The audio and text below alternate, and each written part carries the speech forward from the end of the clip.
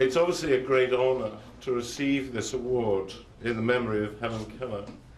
And I think everyone is aware of what Helen Keller achieved. To become suddenly blind and deaf at 19 months from encephalitis, and yet to be re-educated and to get a degree at Harvard by the age of 24 is extraordinary. And then to become a famous writer and lecturer with all these deficits is something we're aware of and is just amazing.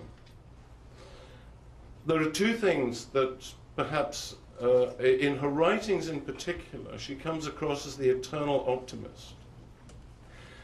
And there must have been anguish when she was young, and I think there's a sense of that, reading what she's written. But this sense of optimism is extraordinary, and I think we share little, but we certainly share that. It was also, I guess, very lucky that she came across Anne Mansfield Sullivan, who helped teach her and who spent her early life together as a child. And I have also been blessed with luck. And again, it's something we have in common. And this dates from actually very early in my education. And when one succeeds, there's often luck, huge amounts of luck involved. I went to school soon after the war. And of the school teachers I met, two were from Bletchley Park, which was the British decoding centre during the war. Two further were in Secret Service. One had spent the whole of the war in China, watching the Japanese invasion and reporting back. And they were amazing people to be at school with as teachers. One was writing his doctoral thesis. It was interrupted by the war. And this write-up period clearly was delayed quite a long time, and I guess PhD students are used to that, but that was longer than most. And so he gave us passages to read, and to give accounts of these passages. And it was an amazing education, and was of extraordinary fortune. As a resident, I again was surrounded by very talented residents, and it's true that the value of a residency is reflected partly by the institution, but very much by the other residents with whom one's trained.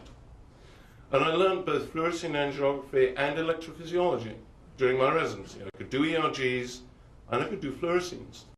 In the 1960s, that was actually very unusual, and it was an extraordinary advantage to have this. I did my fellowship in neuroophthalmology, and José has referred to that, with Lawton Smith, who is the most charismatic teacher I've ever met. And anyone who knows Lawton has some idea of what that means. He's an amazing teacher. But I also, in Miami, had very close relationships with Don Gass and Ed Norton. And I learned a huge amount from both of them. Ed Norton in terms of just life, how to run life, and Don Gass about the retina. And this was very valuable when I returned to London, because Barry Jones, who was the head of department at the time, said, "We'd love you to do ophthalmology, but we can't pay you. If you do retina, we have a salary." So I changed to retina. And that, in retrospect, was an amazing decision. Research in retina during the last 30 years has been extraordinary. Neuroophthalmology hasn't done quite so well. So that again was amazing. I returned to London from Miami.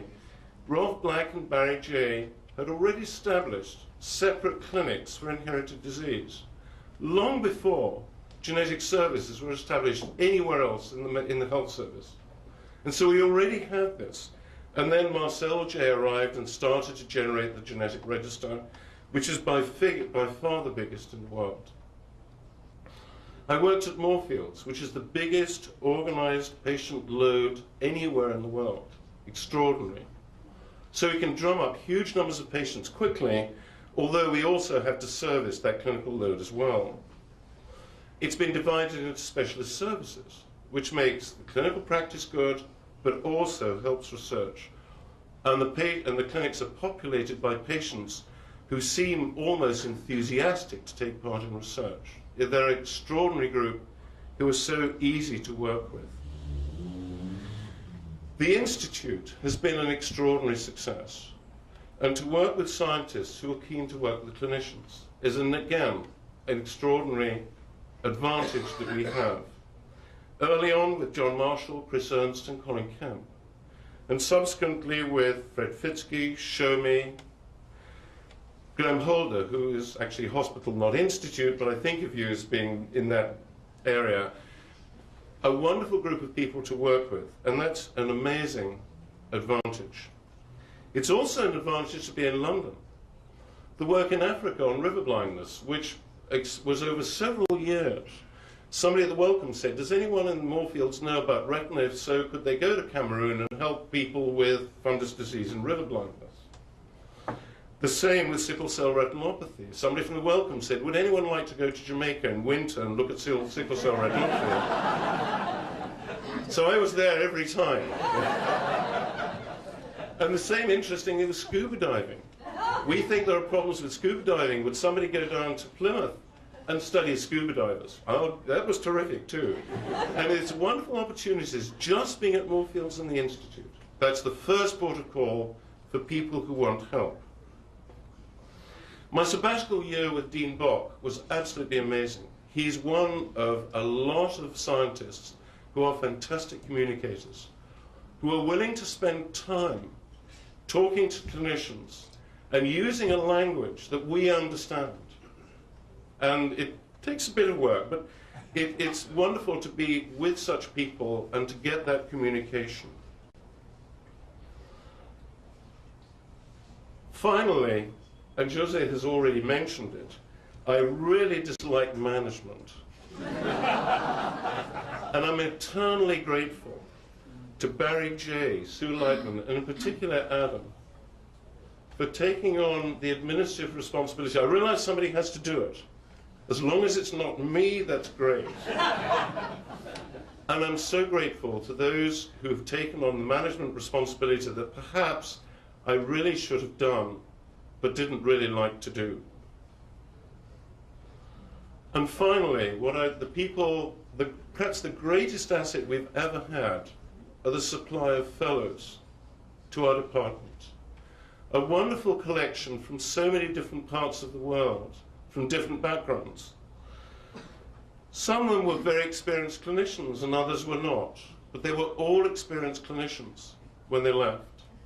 Some had a very strong science background and some had none, but those with no science background took to it immediately because of the opportunities that were available. They came with different traditions from different countries, some of them very deferential, some of them rather confident and brash. And this is illustrated by one of the fellows who'd been there about a week, and she was seeing a patient with age-related macular disease who had a new vessel complex that needed treatment with laser. And so I said, yeah, we should laser this. And so the patient looks at me and said, Dr. Bird, will you treat it, please? And the fellow said, oh, you don't want him treating that. He's old and he hasn't treated one for years. You want somebody like me who's young and got a steady hand.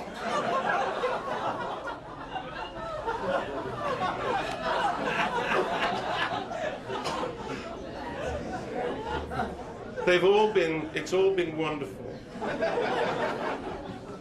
And what I would say is luck. Just as Helen Keller had luck in her early life, I've been followed by luck all my life. And what we can do in London would be difficult to do anywhere else, certainly in Europe. And I'm so grateful for the award. But in a way, it reflects the circumstances in which I've been worked and which I've been brought up. Thank you very much.